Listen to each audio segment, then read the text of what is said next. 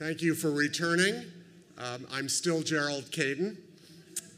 And our second session this morning is a conversation entitled or about dense urbanism. Density is no longer a four-letter word. In fact, it is the word of the moment, especially on the lips of many mayors, affordable housing advocates, economists, and real estate developers seeking to create a more affordable city. The rubber is about to hit the road in New York City, for example, where the newly elected mayor is using the vehicle of zoning to encourage the construction of more market rate housing in order to pay for some 200,000 units of affordable housing. The jury of neighborhoods where some of this density may land is yet to return its verdict. No matter what the view, we do know that there are better and worse ways to design for density. And I can't think of two better people to address this question than our panelists, our conversationalists today. Alex Krieger, who is professor in the practice of urban design here at the Graduate School of Design, and our distinguished alumnus and former head of the urban design program here, Moshe Safdie. Let me say personally, Moshe hired me too many years ago, I would say, as a part-timer to teach my first course ever at the Graduate School of Design, in fact, on incentive zoning, which is a density bonus legal technique. And Alex was already serving on the faculty and has been a dear friend as well. So Alex and Moshe, you're on. Hi. Yes, okay. Ooh. So, just about the time that Moshe was hiring you, I escaped Moshe's office to join the faculty here. Was it an escape? That's just to disarm Moshe for a minute here while we get going. So I actually can't think of an architect and an urbanist who for the past 50 years has not thought as deeply about the issue of density as you have, and continue to do so, and I think as these images that Moshe organized behind us will demonstrate. But you know, our panel, the panel that preceded us, threw us a little sort of a fork in the road. They also talked about the absence of density. Indeed, as we discussed, there's as much evidence about this aggregated city, the city kind of exponentially moving outward, not just in Phoenix or Houston, but actually in Shanghai and Beijing, as it is kind of concentrating as well. So Moshe, you've spent more of your time thinking about, of course, how to congregate. What do you suppose are the obligations of the architect and urbanist to think about also how to manage dispersion? Is the answer only to aggregate? Or if Neil is correct, that it's actually we're not yet 50% working in cities, living in cities, what's the obligation also think about, not the opposite exactly, but the range of densities that urbanization is sort of presenting us with? I think it's really clear, it's really important to be clear that in no way have I ever felt the need to be a proponent of concentration. I don't think it's in our hands. I think that we see some cities expanding, sprawling, particularly in the United States, and we see other cities, not just large, because that's a separate issue, but cities which create extraordinary concentrations. And that's a reality of the condition of urbanism today. I don't think we control that. So I've devoted my life to try and figure out how do you make that more habitable? How do you deal with the condition of concentration, which translates to the concentration of tall buildings closely to each other, beginning and end of the issue. So as time goes by, more and more tall buildings are being built in concentration. Now in China, Chris Lee spoke about that. That concentration occurs even when a city sprawls. Chongqing is 33 million people. It's spreading like crazy, but it's spreading concentrations, not sprawl. There's no sprawl to be seen, actually. So the tall building, as you concentrate it, as you cohabit tall buildings, creates new conditions or new issues that you need to resolve in terms of light, view, the impact on each other. But what I think we can observe in recent years. I mean, when I started thinking about the tall building, I thought residential. I thought, it's a problem of fractalizing the tall building, creating more open spaces, more, for everyone a garden, space, just for everyone a garden, But today, what does concentration mean? Mixed use, usually a cluster of tall buildings being built by a single developer, usually on a major podium with mixed uses and retail and all that. The public realm is now privatized. It's disconnected and introvert, disconnected to what's around it. So you get a concentration of tall buildings, you get a privatization of the public realm. It's a cluster, then there's another one, then there's another one. So the city is becoming fragments of concentration, disconnected from each other. Now, where are we on that as architects? And what does that mean to urban design? Because, the whole discipline of urban design all of a sudden finds itself without the tools. How do you intervene on the privatization of public space? Rockefeller Center, bunch of towers.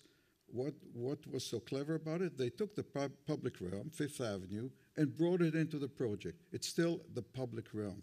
But that's not true anymore. In most mega cities of mixed-use projects, the public realm is off the streets, is internalized. So these are the series of issues that I think we need to So do we sort of become complicit in this, again, just to raise Chris's point again, or do we try to fight it in some way? In other words, it's true. By the way, the most important thing about Rockefeller Center was that it did not come in one parking space, actually. There was not one parking space provided at the time that Rockefeller Center was built.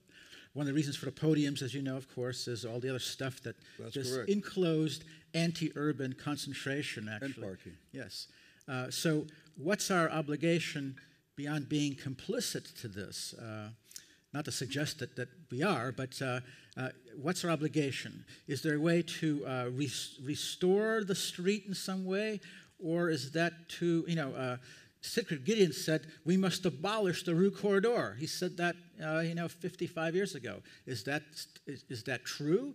Should we invent streets that are 5, 6, 7 levels across, connecting the podiums, as you see some evidence of? What's our obligation, or do we simply acquiesce to the large project, which is, oddly enough, dense, mixed use, but kind of anti-urban at the same time? I've become, I guess, as years go by, I become more pragmatist. So you're grounded, just like the rest of us. That's right. I guess I'm grounded, and partially because I'm presented with issues as a practicing architect and urban designer, and some of the parameters are there, like big piece of land, 10 million square feet, 10 towers. Podium, so you can say the urban condition shouldn't tolerate that. Thank you very much. And turn down the commission. Turn down the commission and, in a sense, not accept the issue as an issue. I think that we and that's important to say at the GSD, we can't have that luxury. The conditions of urbanism as they are evolving out there are not really in our control. They're influenced by extraordinarily big forces. Long-term Kennedy School policy, incentives, taxation can intervene with the big picture. But we, as urban designers and architects, need to intervene with a condition that is actually getting realized out there. And that we observe the emergence of new typologies. Some of them are extremely negative and destructive in terms of the quality of life that they present, in terms of the kind of city that they result in. And so I think the question is, how effectively can we come in there and reconfigure the typology so that within the range of influence and impact that we can have. For example, I'm doing a project in Qinghuangdao, high-density housing. There's one little zoning rule in Qinghuangdao. Every apartment must receive 3 hours of sunlight measured in the winter solstice. Very, sounds simple and all that. We spent 6 months trying to figure that out within the density of our project. So you realize, first of all, that urban design is in part conceptual and in part regulatory. Zoning is a regulatory tool. And was 80% persuasion, right, as we heard earlier. I agree with that. Or diplomacy, right, rather, not persuasion. Now, regulatory and conceptual. And so there's a question of regulatory impact, and that I address in terms of the agenda of the urban design program. Right. What are the regulatory means? What are the conceptual means? How do you intervene to create the public realm when it's actually realized by the private sector? That's a new problem. Yes. Because we're not going to change that. But architecturally, in terms of typologies, what are the ways in which you cluster tall buildings with each other? Do you connect them? Do you create multi-levels?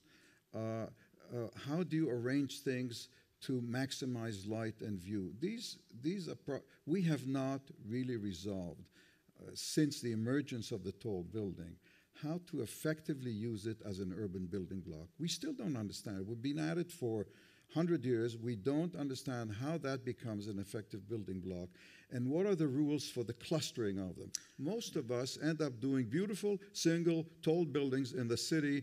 They become objects, they become beautiful, they twist this way, they twist that way, but what have they got to do with each other? Yes, so that actually makes me mindful or recalling Martha a little bit. A little bit of biography. As you know, I worked with you as an architect. I've gradually metamorphed somehow to become a planner, even against my own instincts. And there are a few planners in the room, I assume, as well. But the funny thing that's happened in that metamorphosis is that the kind of the genetic disposition to build has diminished a little bit.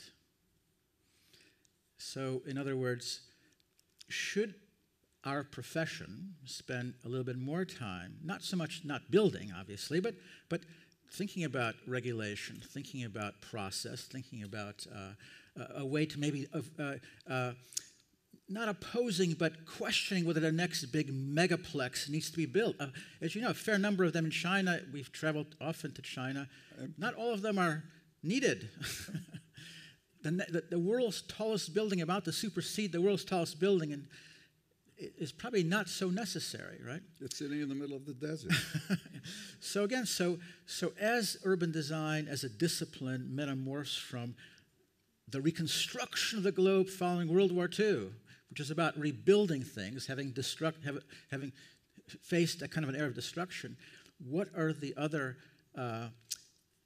interests, mechanisms, inclinations that we might bring to the profession, in addition, of course, to building? Yeah.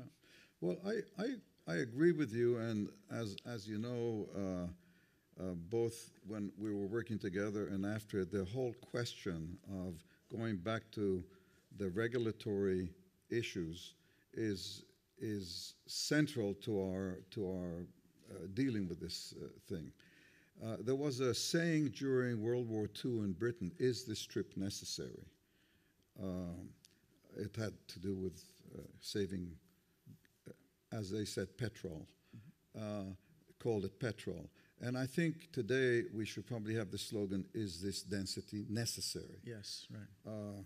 And I think when we come to the conceptual part of urban design, the fact of the matter is that most densities are extreme, more than necessary, and that you could create a very dense city without going to the extreme of concentration and without relying only on tower typology, right. Because the mixture of tower and high-density mid-rise and so on has much greater potential in terms of the results in terms of livability. Absolutely. Than the sort of singular.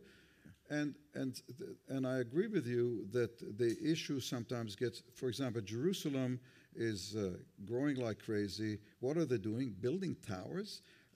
You keep saying Washington is a wonderful example. 11 stories, you get a reasonable density. Towers are built very often for other than any kind of reasonable real estate reason. So I'm with you on that one, and I think that the whole analysis of again, I come back to typologies, because at the end, the building world only understands typologies. So policy, yes, but the typologies that mix and reduce density are very central, and that's at the conceptual end. But at the same time, I can't help feel the pressure of the moment. Mm-hmm. The pressure of the moment is a madness of building extreme concentration. Pudong in Shanghai was built in the last 20 years. You can't walk there. You can't go from building to building. There's a whole series of, I'd call them public realms within those buildings. There is no relationship whatsoever in terms of how these buildings relate to each other, affect each other physically. There's just an example of something happening under our nose. What could have been done in Pudong to create a wholesome, cohesive, rich urban place, which has residential, which has offices, which has some cultural facility? What could have been done? I mean, you probably all those things, but they were somehow not in the pro forma of the developers who were pursuing those projects. Pudong actually is a very good example of an amazing momentary implementation of something that long-term will prove to be very disadvantaged to the city. So again, what's our role? So let me back up for a second. By the way, just to bring Charles into the conversation a little bit, the Industrial Revolution in the end of the 19th century brought a tremendous amount of concentration. Actually, more so than, well, yes, but more so even today on an aggregate scale. The density we're talking about today are point densities, not aggregate densities. Mm-hmm. London in the 1890s was probably more dense at an aggregate scale, like a kind of squatter community is today. The response, at least in the West, was to disaggregate. And actually, many societies, even as they are aggregating it also, for those who can afford it, trying to find a way to disaggregate as well, including in the outskirts of Beijing and Shanghai. So we're now going through another period of rapid concentration, at least in emerging metropolitan areas. There may well be another response at some point. So let's say Pudong, for example. So if you were invited to Pudong to master plan the next 20 years of Pudong, what would you do? Would you, in fact, infill at the base? You mean to fix it or to reconceive it? Well, either one. Either one, right. I have to step back, though, because Pudong actually highlights what the frustration of planning and urban design process is today. Pudong was done by several developers. Mm-hmm. So who could have possibly done the urban design? Only the public authority, right? I mean, if it was done by a single developer, you could have said, well, maybe the developer would have taken the initiative, but it's done by several developers, and therefore the only entity that could conceive of how these things connect is the public authority. Very few public authorities are intervening at that level at all. And to me, that's one of the central questions for the GSD right now is, what are the mechanisms that can be put in place? And also, there's a dilemma, because once the land is already owned privately, the capacity for intervention shrinks. Dramatically, right. Now, Singapore solves that by doing a lot of urban design before they sell the land, which the public owns mostly. And it's actually been quite effective. They produce urban design plans before they sell the land. Then, with the guidelines and all the rules, they go sell the land. China's been the opposite. Land gets privatized, God knows how and why. I mean, that's the mystery of China.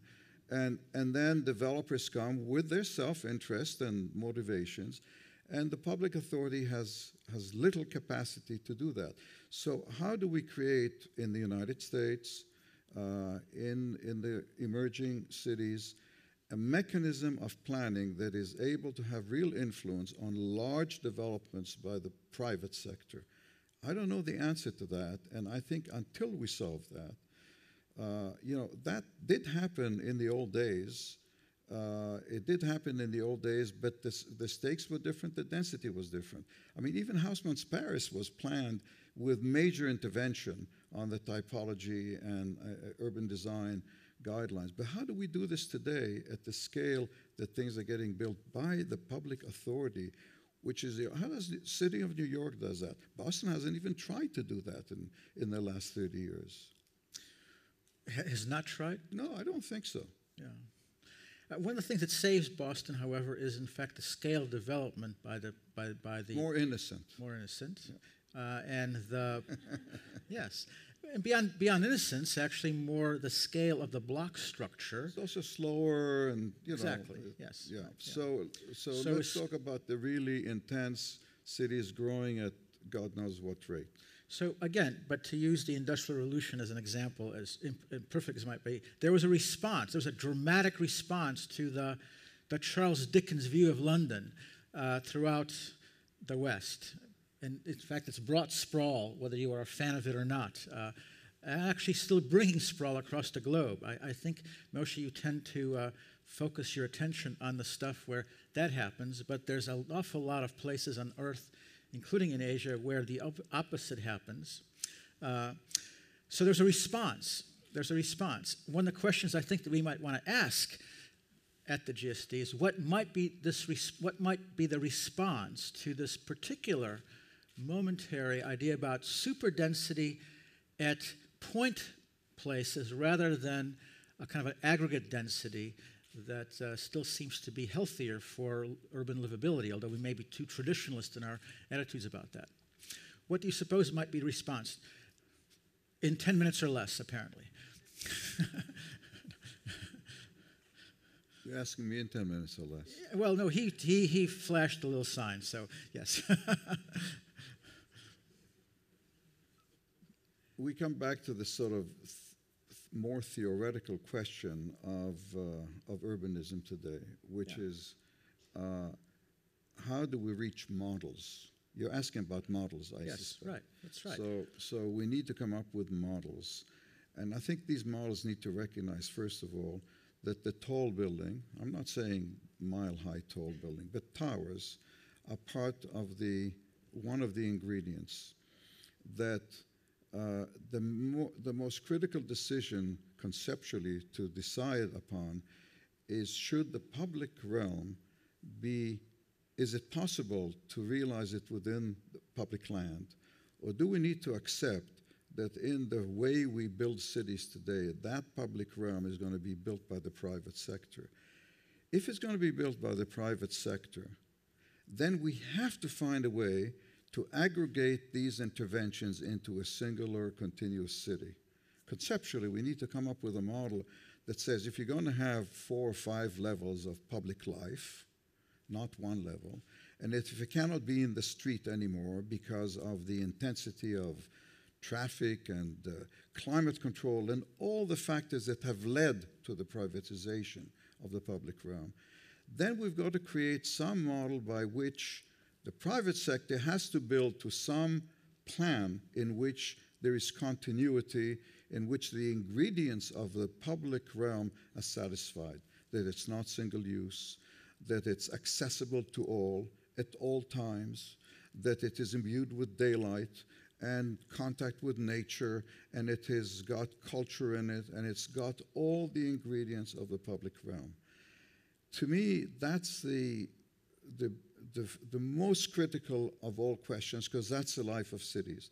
Then comes the question of how do you distribute density of office space and housing and workspace and other urban activities into a logical physical arrangement that does not block light and does not make the place oppressive. But to me, if you solve the issue of the public realm, everything will follow. Yeah. And I don't know the answer, by the way. I have no, I've struggled with it in recent years because of the scale of the projects, and how to connect it, how to make it one thing in a city is still a mystery to me. Yeah, of course.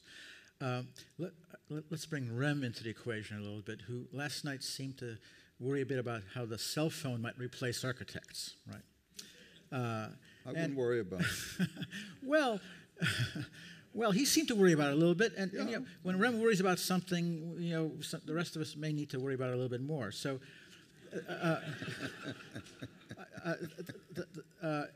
the question is at the beginning of the digital age, there was this momentary theory that we would all continue to disaggregate because if we don't need to be in the same place because we have these things, why, we'll go back to Iowa, at least in this country.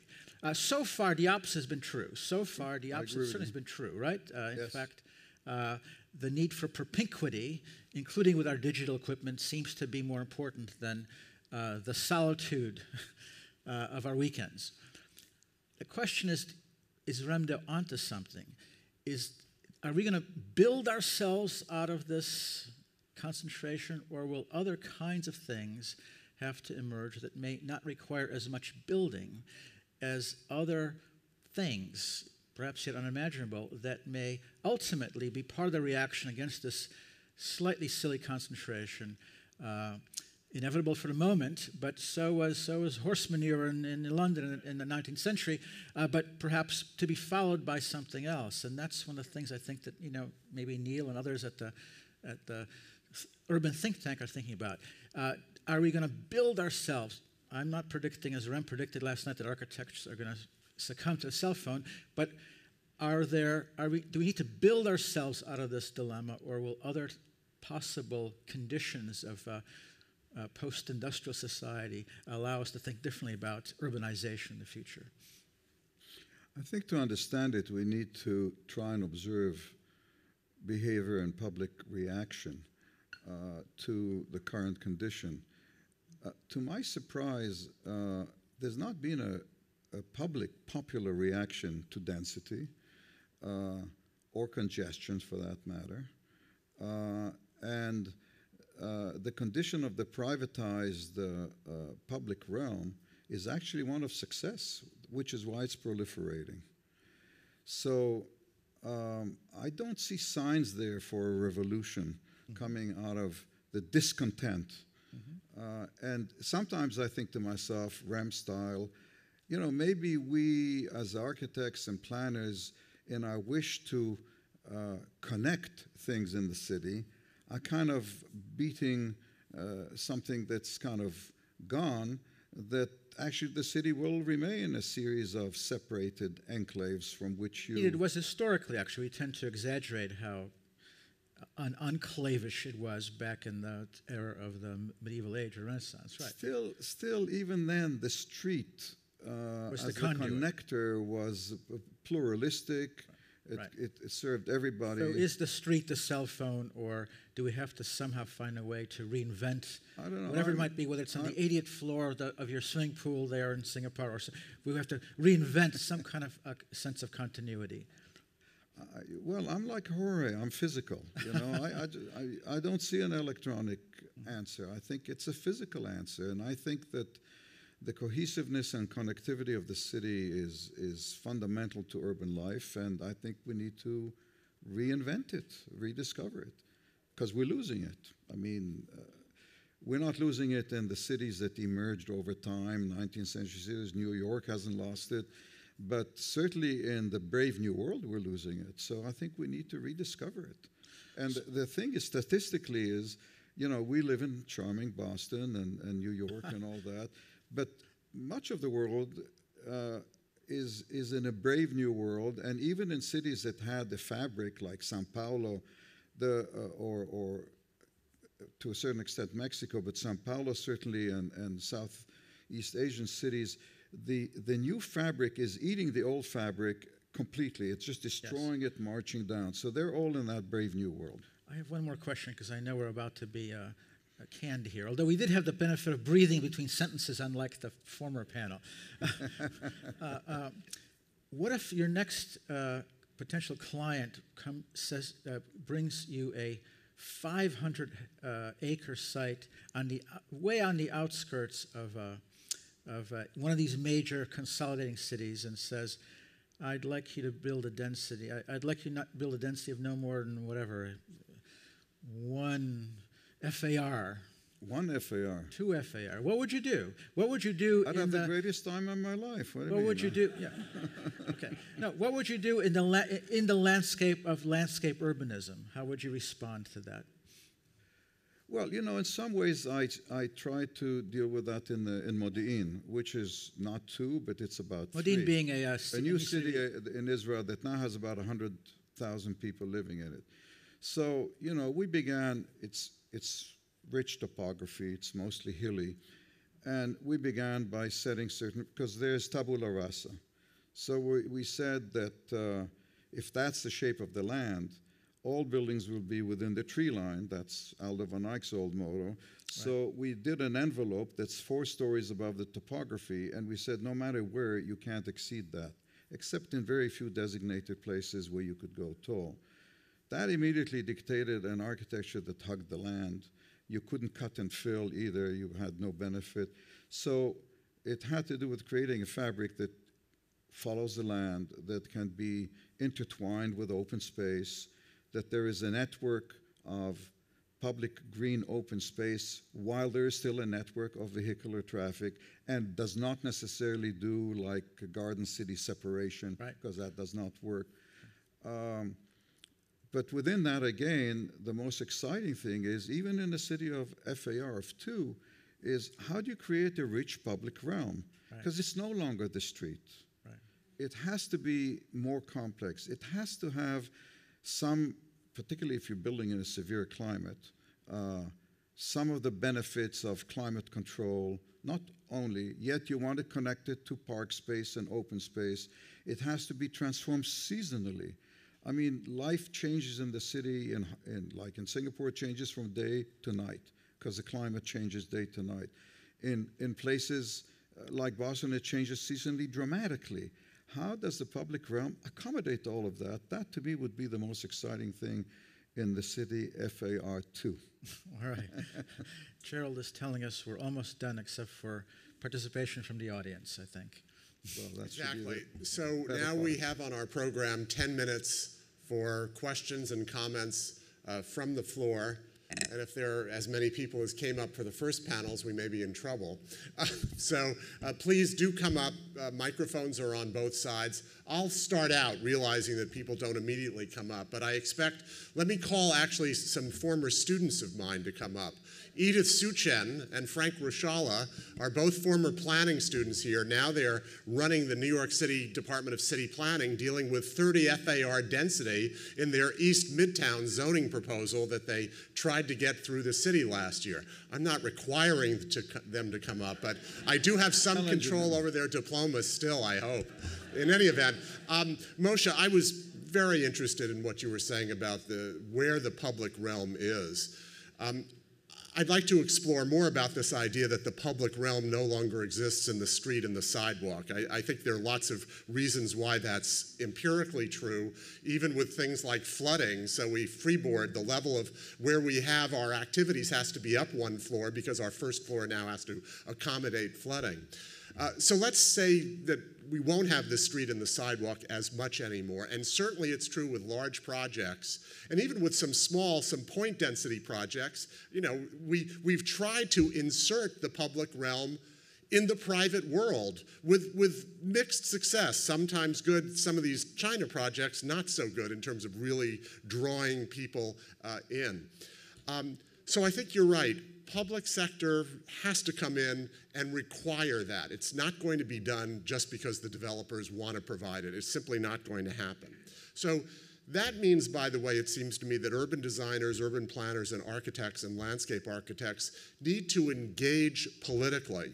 I'm thinking about, in particular, the Urban Design Group of New York. They're all coming here, by the way, in a month. Jack Robertson, Jonathan Barnett, Richard Weinstein, and Donald Elliott will be in this room in 1 month, and they're going to talk about how Mayor John Lindsay called upon them to engage politically, which they did. They formed an actual group, and they came out finally with regulations that attempted to deal with the public realm going beyond Fifth Avenue into private buildings and through block arcades and privately owned public spaces, something that I'm very interested in. Can I frame a question around your statement? Yes, please.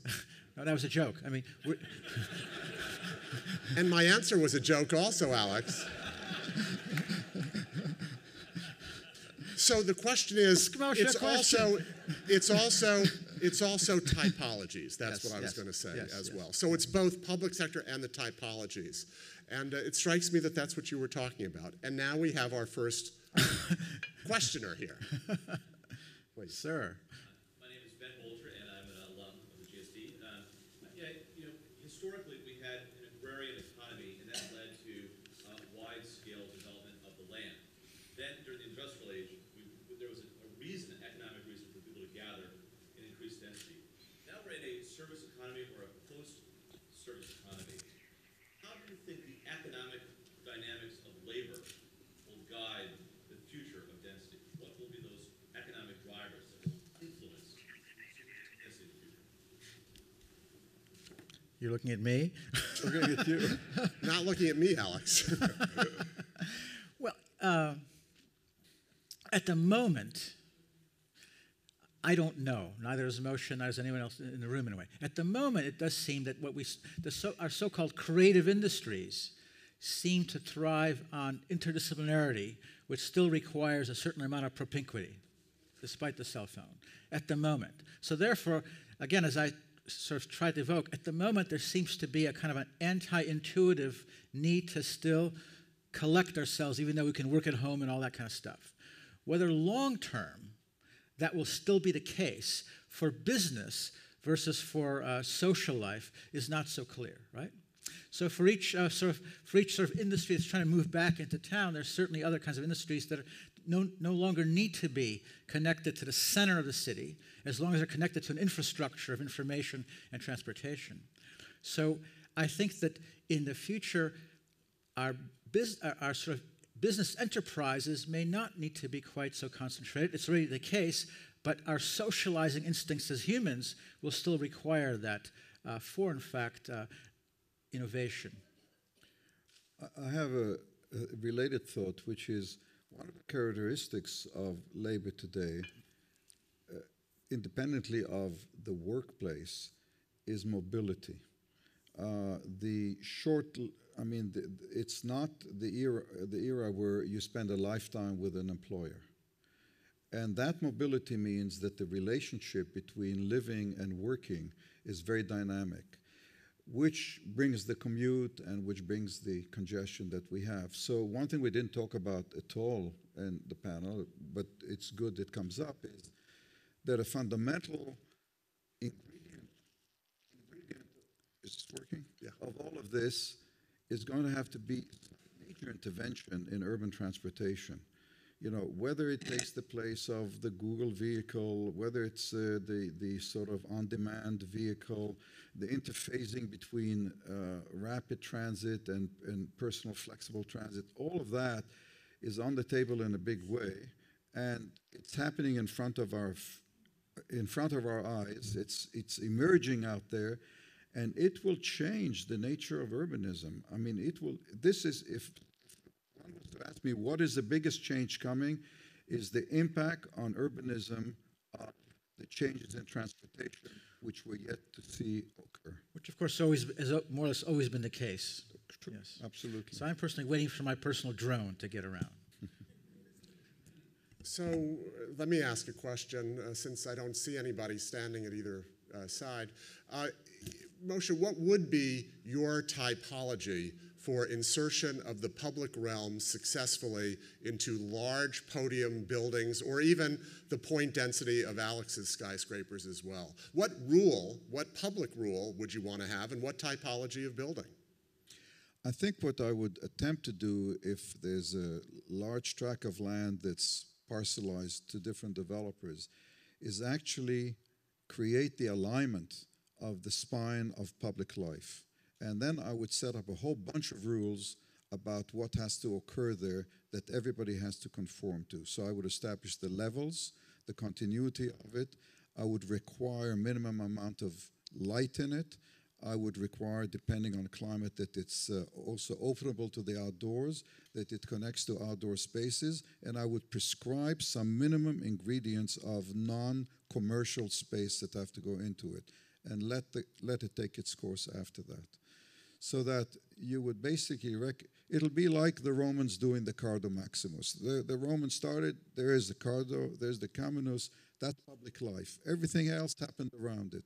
So do it Roman style. So are you planning this along with the street and the sidewalk? Is this essentially Well, a continuation the of that biggest network? the biggest dilemma is where this crosses the true public realm, which is the street, because I don't think we should give up on that. And again, just as the gallerias in Italy and France and so on always started from street to street, and that's when they were most successful, I would think that that alignment of the private-public realm should somehow intersect effectively with what remains truly the public realm, which I think still needs to be there. In your experience, when a private owner owns the structure and manages the structure day by day, can you ever have a true public realm that is indeed privately owned and managed? Or are the pressures really so great that it tends to push that into a sort of privatized place? I think the inclination of the private sector is to privatize control and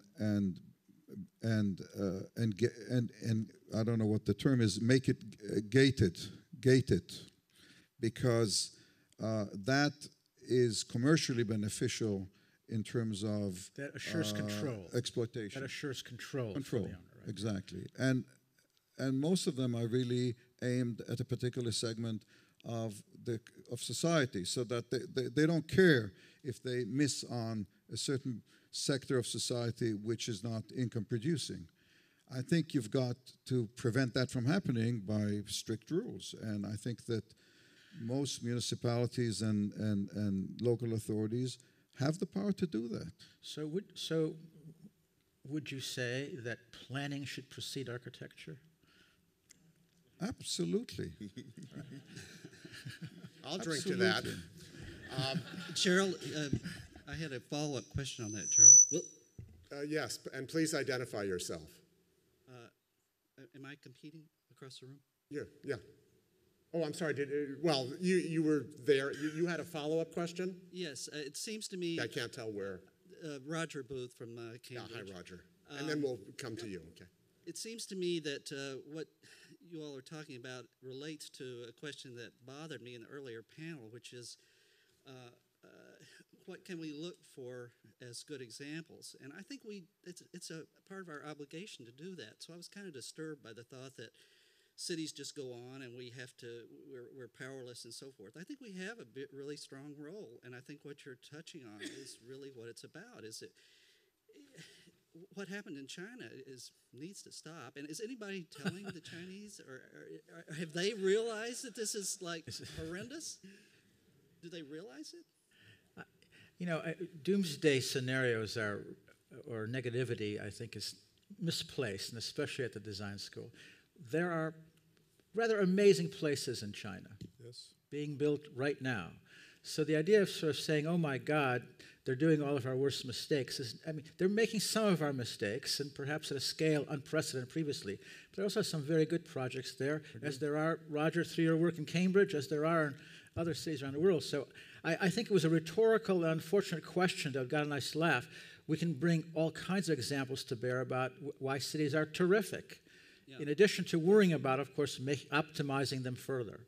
Well, I feel like this morning there was a lot of despair, and there's good reason for that, but I think that would be a tragedy if we let that be something that keeps us from really trying to learn from it. I assure you, from my many years of being a friend of Moshe, there's no despair there. I thought Rem put his finger on it when he says realizing how bad things are is a source of optimism. That's right. That's right. Exactly. One more question, and we move to the next panel, please. I'll make it really quick. My name is Tamon Evans. I teach a seminar here, and I'm also an alum. And I think the moment that I hear about this privatization of public space, I think that we're speaking about gated communities. It's a point-based gated community instead of an aggregate, thing. But in many ways, it seems that the gating mechanisms have just become more sophisticated. And it seems that the problem, no matter which typology we endeavor to create, they're going to be sort of outstripped by these policies that attempt to subvert that. So it's either going to be a privately operated public space, or it's going to be a poor door policy. So I guess the question that I'm sort of throwing out there, I'm hoping you can sort of throw in a quick response to, is how we can even attempt to keep pace pace with this sort of system of loopholes that find ways to, no matter how much we sort of open up these systems, open up access to the street, increase accessibility in terms of light, that in the end we have these other sort of this insidious sort of wheel of policy that's going to find a way to hamper those efforts. Is it that we need to bring new voices to the table that are sort of collaborative from the outset? How might we start to mitigate that situation? Surely time is up. No, Alex, as it turns out, we've got another 5 minutes, and we have one more questioner, in fact, and this is for you. No. By the way, this will be an indirect answer to the question. My little comment about should planning precede architecture. I think more architects should become involved at the planning phases of these things. And in fact, through that process, through the insight that the architect brings about the qualities of the public environment, may in fact begin to influence the policies that might emerge. So my answer indirect to your question is architects should become more aware of these processes, become involved, don't assume it's a planner's responsibility, and through that process perhaps we can avoid some of the worries that you have about the future of the public realm. So because I had challenged my former students, and one of them is standing there, I'm obligated to call on her, Edith Suchen, who's director of the Manhattan office of the New York City Department of City Planning. Hi everyone. This is really great to be here. Thank you, Gerald, and thanks for embarrassing me a little bit for calling me out. Sorry about the late reaction. Yes, I'm Edith from New York, and I'm here with Frank Fischala, and we are keeping the dream of 30 FAR alive in New York. In fact, next month we'll be coming out with new zoning, trying again zoning around Grand Central. So we're very excited about that. But that was my little commercial. I have a question for Alex and for Moshe, a question out of humility. In New York, we have a tendency to think that we know what we're doing. What we're doing is great. This is the best thing for New York, you know, to set the example for the rest of the country. But I'd like to ask you, based on your experience working all around the world, what is a great lesson that you learned that you would like to impart to me, to us, practicing planners in America? Moshe. Alex, I think that was for you. I think there's another question coming from for you. You said Alex and Moshe. I believe I heard. Yes, I did. You could do back and forth. I think either maybe what you're doing. I think one of the things, engaging the political process, I think is very about the qualities of the public environment, about the power of design. I know I'm going to sound like a GSD person, about the qualities of design, about the importance of thinking about the sort of civic realm rather than only the kind of privatized realm. I think finding a way to educate people in our leadership and government who tend not to think about these things because they're worried about the police department, they're worried about cleaning snow and so forth. Finding a way, through your insight, to help educate those who are outside of our field but who are in control of much development in our field to think more about the power of good placemaking, I think is one of the things that you should keep doing in your work. Okay. Well, we've run a little bit over, but there were a lot of questions. Moshe, you have one. I'm just going to answer the same question in terms of just precedence. I think of all the places I've worked in, Singapore has been the most successful in terms of preempting development by urban design and by planning. I know that the circumstances of New York and Singapore are extremely different, but I still think that one longs for the days of assertive urban design by the municipality preceding development in a much more comprehensive way than happens. In fact, in the past 30 years, from the days of the Lindsay administration, or for that matter, the White administration in Boston, there's been a decline in the power of intervention. And I think that we need to recognize, going back to Alex's, does planning precede architecture, that municipalities have to have much more assertive planning urban design departments that precede and try and control development, and bashfully, because one thing I think we've learned post-Reagan is that the market does not know best. The market does not know best. It needs a regulatory system, and that regulatory system to guide it in urban development can only be in the hands of municipality. And to do that requires your working with the political leaders to understand that obligation. As a consequence of understanding what the public realm might become, or how it might become improved, and that's where you come in. So I don't think I could have scripted this any better for my interests. This has been actually a terrific We always serve you, Gerald. We know that. We always Thank you, Alex. It's great. So please join me in thanking Moshe Safdie and Alex Krieger.